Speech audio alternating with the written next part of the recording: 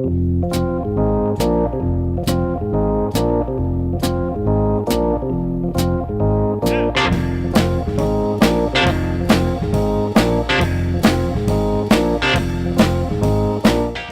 to the Two Blokes Chatting radio show on 94.7 The Pulse.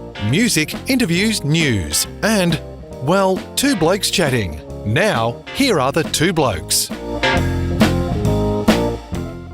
So as we approach the end of the AFLW season, we are thrilled to have with us a retiring champion of the game, and we're going to have a chat to her. Richelle Cranston, welcome to the Two Blokes Chatting radio show. Hey guys, thanks for having me. Thanks for being here. It is obviously a time where, you've just finished up with the Bulldogs and, we're reflecting back on your career. We're going to talk a lot about you and AFLW football generally. Let's take it back to where you started. When was the first time you picked up a footy in anger? Oh, footy. I always had a footy in my hand when I was little, but I didn't play my first game of football until year 12. Mm-hmm. We had a equal opportunity day and the boys played netball and the girls played footy, much to my delight. The game got called off early though because someone broke their collarbone. Was that because they ran into Richelle Cranston? It might have been actually. I can't really remember. It was a very long time ago, showing my age there. But so that was my first taste of it. And then after school I moved to Ballarat chasing footy and started playing for the North Ballarat Eagles. It was my first team. We better do a shout out to the school. What school did you go to? Maryborough Regional College back then. Okay, so you're a Maryborough girl. Okay. I am a Maryborough girl, yes. I've been all over. Yes, indeed. And so obviously you must have been pretty good at it because you were then obviously picked up into the elite system. Where did that all start? That started from, I had moved to Geelong and I was playing for North Geelong back then. I had to do a lot of work to get myself picked up. I was pretty overweight back in the day, so I had to lose about 30 kilos to get considered. Yeah, that was a tough job, but to get considered for the AFLW Academy. And, yeah, so I did that just in time and got picked up to go train in Melbourne for the AFLW Academy. And, yeah, from there got drafted to Melbourne. So lucky me. So your first game was what, on the MCG, was it, or was it played somewhere else? No, my first game I actually got picked up. So before that we had the exhibition games. So I was lucky enough I got to play for the Bulldogs in the exhibition games. So my first game would have been at Whitten Oval, which was my last game as well. So that's a big full circle. Yeah, absolutely. Yeah. And so I got to play the All-Stars game there, and then from there the draft happened and got picked up. Okay, and so Melbourne at that stage, they would have been a foundation club. You would have seen, I guess, quite, and I'd say this in a caring, loving way, a bit of an amateur outfit compared with what it is now that you at the end of your career. What was it like to front up to the arguably the oldest football club in Australia, but in a whole new era? Oh, yeah, it was actually quite daunting, especially because I'd just gone through that big weight change and trying to get fit enough just to play AFLW. So I sort of felt a little bit behind the other girls. Mm-hmm. So I had a lot of catching up to do. Year one, I still was dragging the chain a little bit. I was still catching up. Year two, I put a lot of work in the off season, and I think I had met the mark that I had to be an elite level. But from now, like looking at what it is now compared to when we started, it has changed a lot. I recall the first time I laid eyes on you was at a game of I think it was this game, the game of football between the Geelong VFLW and the Box Hill Hawks, as they were in those days. Down at Cardinia Park. It was our first attempt at calling a VFLW game.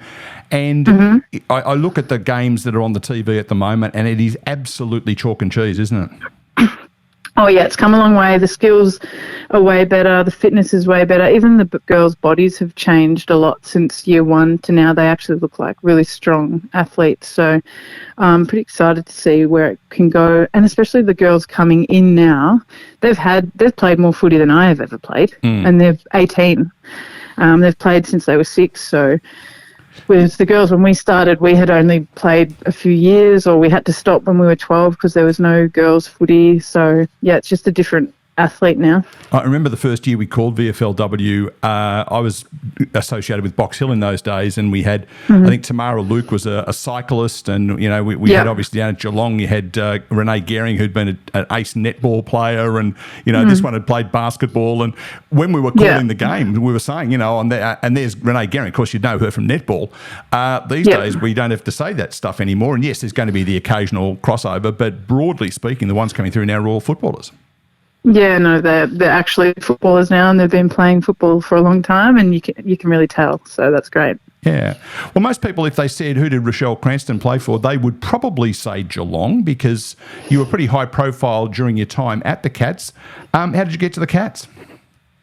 Yeah, so I've lived in Geelong for, nearly a decade now. So obviously when I got picked up by Melbourne, there was no Geelong team yet. I was affiliated with Geelong. I was still playing VFL there. So it was kind of always understood that I would come here.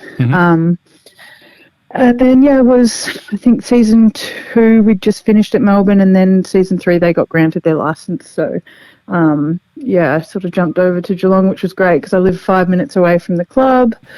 Interesting time there. Like, I loved the girls, made some really good friendships. Didn't really end the way I would have liked it to, but it worked out. I got a second chance at the Bulldogs, and I probably really found myself there. So I think all things happen for a reason, and I'm grateful for that one. Absolutely.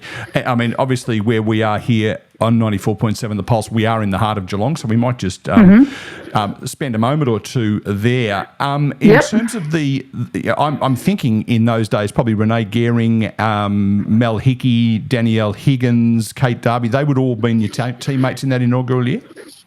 Oh yeah, God, we had a great year first year. We sort of all played VFL together, so we're already quite a tight group.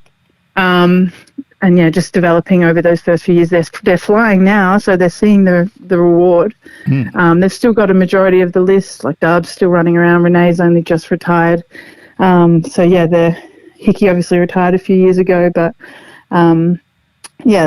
they've really seen the rewards for it. Unlucky to not get in this week, actually. I thought they were going to make it.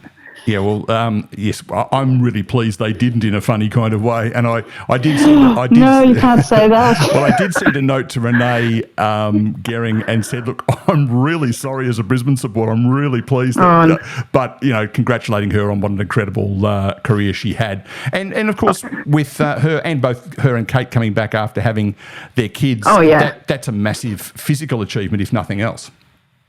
Oh, it's incredible. They're both great athletes, and they're credit to them after having kids. That's a tough effort. They're super mums, though. Yeah, I'm a bit dirty on Kate, though. Her mum, hello, Robin, if you're having a listen, and I had a bet as to who would become a grandparent first, and I still owe Robin a coffee and a muffin at some stage because she beat me by about 3 weeks. I'm not happy about that at all. Oh, good on your job. Great work. Yeah, no, she hasn't let me forget it either, just quietly. So over to the Bulldogs, and of course, before we go to the Bulldogs, you've heard the expression poster girl. You were Geelong's poster girl, weren't you? Everybody who drove through Geelong past the refinery would see Rocky on the board. Yeah, I'm still not sure why. And no one told me that was going up, and then someone just sent me a photo of there's a massive billboard of you coming to Geelong. So, I'm not sure why that is. There's still a billboard in town, and I'm in the group photo. I was like, they might need to update that one. I would have thought so. Yeah. And of course, at the moment, I'm doing a spot of work for one of the major banks, which you'll be able to guess which one when I tell you. But there was the mini Rocky. Mini Legends. Yeah. So, I think a lot of people would associate you with Geelong for that reason. And I guess, at that stage, you were pretty high profile. Yeah, I actually was at a cafe the other day before they headed up to Brisbane to play, and someone asked me, "Are you playing on the weekend?" And I was like, "No, Dells, I'm a Bulldogs supporter player now, so no, definitely not. I was on the Cats bandwagon for Renee, but definitely not playing." No, fair enough too. So off to the Bulldogs, and 2 seasons there? 3 seasons, actually, because we had those two in 1 year. Yeah, 2 years. Yeah, okay. And you would have got to play alongside of some players that you'd played against, and I'm thinking the Sully Alley Blackburns and the Bonnie Toogoods of the world. Had Bonnie already moved over to Essendon by that stage? No, I got to see 1 or 2 seasons with Bonnie. Yeah, so I think, yeah. is that a bit weird, 2:30. going in and sort of playing against I assume you played against Geelong at some stage during that time, and was that a bit weird? It was weird. I actually played my 50th game against Geelong. That was kind of a nice first, full circle moment. Yeah. Yeah, it was weird. We didn't really have any issues with it though, because I obviously didn't leave Geelong. I got delisted, and a lot of the girls were quite sad. So there was no bad blood there. So it was quite fun. Yeah. Fun to play Geelong. It's just sort of playing with heaps of your mates, and yeah, there was no malice in it or anything. So I actually didn't get nervous playing. I know sometimes when players leave clubs, they get a bit nervous playing their old team, but I didn't have that at all. I had a really great time. And if it wasn't for that, what would the media talk about each week? Because every time it's the grudge match, isn't it? Yeah, that's it. Yeah, facing your old side, grudge match. I'm the media, aren't I? Sorry, I shouldn't say that. Those wonderful people in the media say that. Obviously, this season with the Bulldogs wasn't a great year on the field. What did you see at the Bulldogs which should give the Bulldogs supporters some hope that things are going to be better next year? Oh, well, yeah, obviously a really hard year. So many injuries. Gosh, we were unlucky. It was just sort of, we had to laugh, otherwise we'd cry. Each week we'd just keep getting more injuries, and it was sort of getting like, what is going on? But in all that, and it was a really tough season. And I've been a part of tough seasons before. I was at Geelong, and we had a season where we only won one game as well. And that was a really tough year. The difference being is I thought the girls really stuck together. They were still a really tight group. Like they didn't turn on each other and start blaming each other and all that. And the relationship's probably stronger now for that tough year. Yep. So the bonds are really good. I think we might have a little bit of movement, but that's pretty standard for the Bulldogs. Every year we lose players. But all it does is just bring the girls that are staying close together. So fingers crossed, we got some coaching changes coming and stuff like that. So the only way is up, really. So yep. And, in terms of players moving on, as a Brisbane Lions supporter again, I think I know what you're talking about there. I think it's tough. It's very tough. Yeah, you just kind of get used to hang on, they're not playing anymore. That's all good. Yeah, so let's talk AFLW compared with when you started. What season 8 finishes tomorrow with the grand final. Yep. What have you noticed in terms of, obviously the skills have improved, but the off-field, the acceptance by the public, what sort of things have you noticed over the journey? There's still a little bit to go on that front, I'd say. There's still a lot of people, like trolls and stuff and naysayers, but, we always love proving those people wrong, don't we? So absolutely. Always room for improvement, but, grand final tomorrow is sold out. It sold out really quickly. Hopefully we can get some bigger grounds, incorporate and get more fans there. Great that it's in Melbourne, because that's just the heart of footy. Not Brisbane. Not necessarily great, but yes, that's fun with it. It's good for us. It's good to be able to go. I'm going to head up to the game, so it's great to actually just be able to go to one and enjoy it. But yeah, so there is a lot of support, but there's still a long way to go, I'd say. Yeah, I think one of the things that Geelong did really well, and we're talking about Geelong because it's kind of our common theme, but Geelong, the sort of one club, 4 teams thing was a really important message for a long time, wasn't it? Yeah. Oh, I'm very much on the Geelong bandwagon. I'm still a Geelong girl, still live here, own Cross at Geelong, so I'm Geelong all the way. But yeah, they are great at integrating all their teams and making it a really inclusive environment. I think Bulldogs are also great. So the better the teams get at that, the better the fans will be, the more fans you'll get. So. Yeah, because I reckon halfway through the expansion, when there was maybe 8 or 10 teams, I reckon there was a real, we don't want to watch girls footy, that kind of meathead attitude. But I noticed some teams, when they got their own team, suddenly the supporters are going, this is really good, actually. Yeah, of course. You're not going to watch it if your team's not there to support it. So It's good that all teams are in there now. Yeah, absolutely. So let's talk about your retirement. It retired because you kind of have to, don't you? Yeah, sort of got pushed into that. I would love to keep playing, but my body was like, absolutely not, you are done.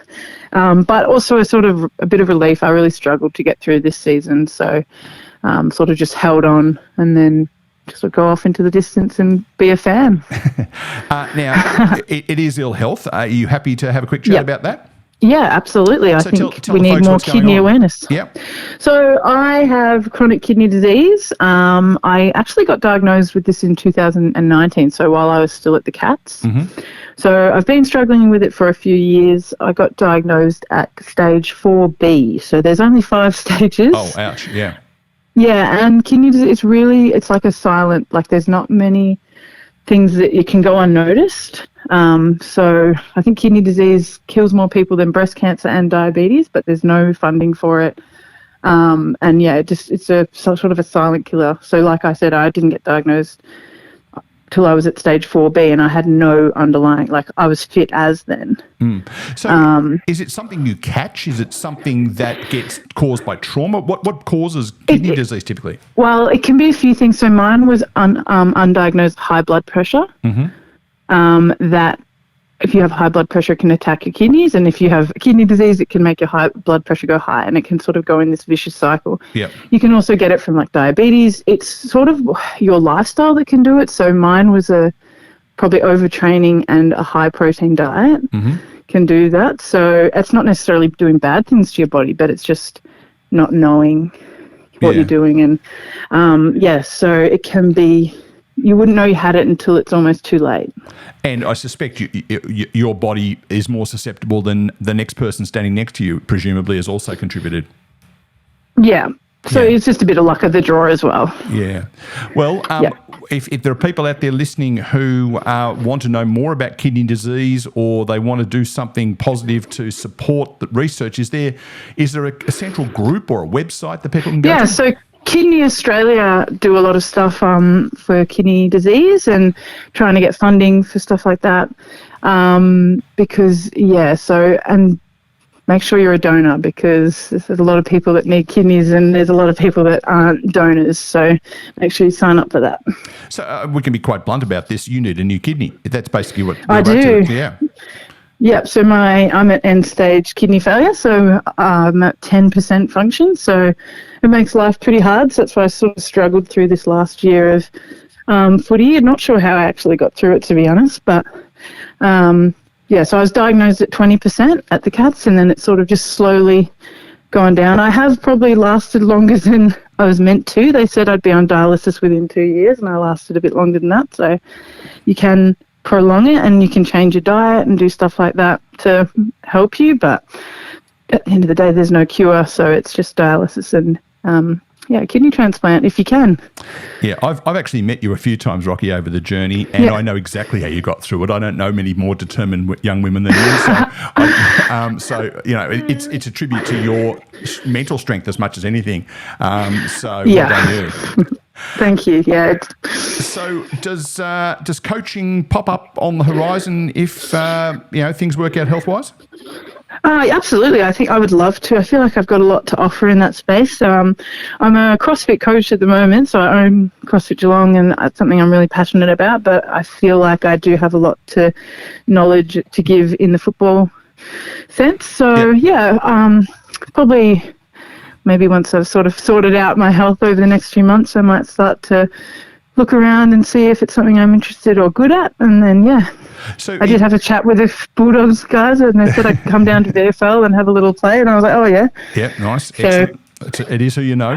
So do you think you'd end up in coaching in women's footy or men's footy, or don't care, or? Oh, women's. Okay. I love, that's where my passion is, I think growing the women's game is more, the men's game doesn't need to grow anymore, and I don't know if I have much to give in that realm. Mm-hmm. I feel like I'm better with women's footy. I know more about women's footy. To be fair, I don't really have that much interest in men's footy. No, fair enough too. There's a lot of people a lot of blokes who don't have interest in women's footy. This is you striking back, isn't it? Exactly, just a different game, and then it's not really what I'm interested in. Yeah, no, fair enough too. Well, Rocky, we take our hats off to you for all sorts of reasons. You've been a great ambassador for footy, and you've obviously had it pretty tough for the last year or two or three, and you come out the other side still with a smile on your face, which is pretty important, even though it's a struggle. We probably should just turn our attention to a game of football that's happening at Icon Park, or whatever they call Princes Park these days. That's going on tomorrow afternoon. I have a firm view as to who I would like to see win it. I'm not sure that they will, but what's your thought on that game? I would love to see North Melbourne win it, mainly for Jazzy Garner. I think she needs a W award. If she can't get that, I reckon she needs a best on ground medal and a premiership medal because she's a gun. But yeah, I hope it's just a good game. That's what I hope for. But yeah, North Melbourne, maybe by 1 goal. Well, no, don't do that to me. Do you know the stats of Brisbane in the grand finals? I don't want to. Well, what are they in 5 and they've won 1? Yeah, they've won 5. This is their 5th. They've won 1. The other 3 they have lost by less than a goal in each case. Oh, well, hopefully it's 6. Roll it in with what happened in late September with the men's footy, also wearing the same jumper. They lost by 4 points. If I can be perfectly honest, I'm getting a little bit sick of losing by less than a goal. I'd rather see us lose by 10 goals than lose by less than a goal, to be perfectly honest. Oh, the heart can't handle it. Oh, it's just getting silly. Rocky, all the very best to you for your health and with your business at CrossFit Geelong. If people want to know more about that, I'm sure they can find you on Instagram. I can. You pop up every 15 minutes on Instagram on my feed. I'm busy on Instagram, yes. Thanks for your cooperation over the journey when we were doing the VFL stuff. It was great to get to know you and continue to get to know you. And, all the very best with everything that comes forward. Awesome. Thank you. Richelle Cranston, thanks for having me. Geelong Bulldogs and Demons champion of women's footy and advocate for kidney health. You're listening to 94.7 The Pulse. Two Blokes Chatting. We'll be back after this.